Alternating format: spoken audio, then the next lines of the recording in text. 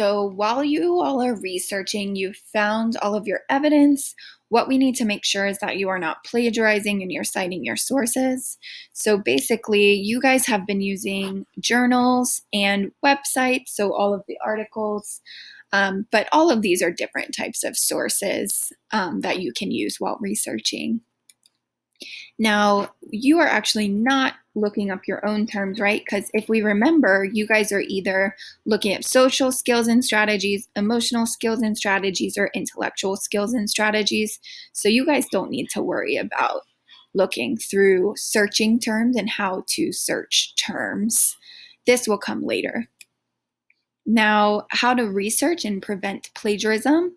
Plagiarism defined is purposefully or accidentally using someone else's words. So it's stealing, right? Now, if you see something that's common knowledge, for example, trees are green, then you don't have to cite that. It's not plagiarism, so that's okay. Now, but other people's words and ideas, those need to be given credit. So those need to be cited. So give credit for ideas, and then when in doubt, cite it. Plagiarism can earn you a 0. Also, it could get you kicked out of college, so please don't do it.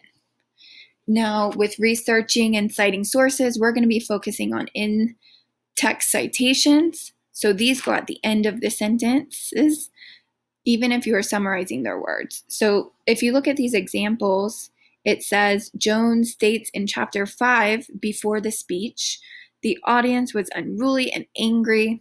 If you look right here, you can see that the author's name is there and the page number is there.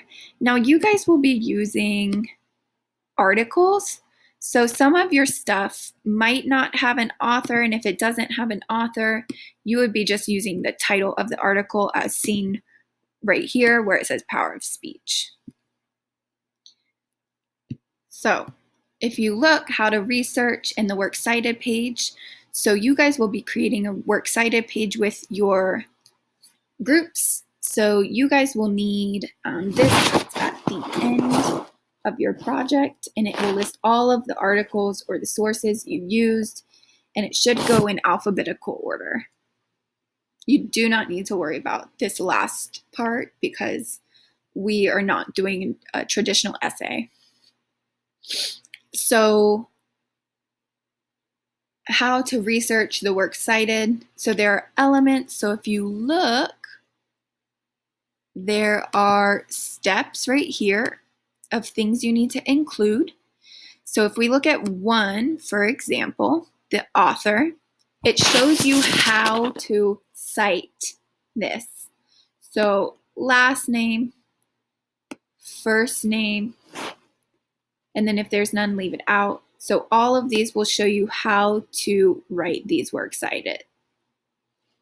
So title of the source, so the title of the article, okay? And one really important thing here is if you look down here at the bottom, if you are missing some things, then all you have to do is basically leave them off. So if you're worried about not being able to find the publisher, that's okay. Just leave it out.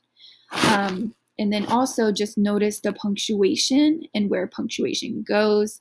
And we'll look at examples on the next page. So if you look on this first part where it says the process, this is what we just looked at. Now here you can see it written out. So this one article, say this is one article. You have all the information: author, title of source, title of container, other contributors, publisher, publication date, location. If you notice, the version is not there, so it's blank. The number is not there.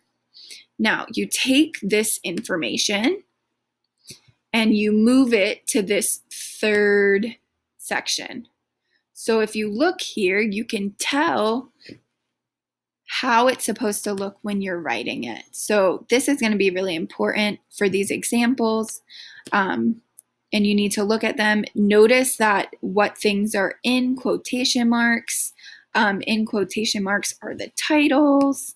So you need to make sure that you're really using these examples. And of course, if you didn't have something, just again, leave it out and you don't need to worry about that.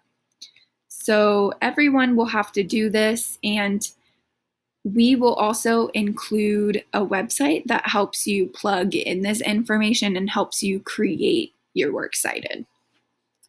This is just how it should look. So it's the final product. So if you look here, you're going to have the title of works cited.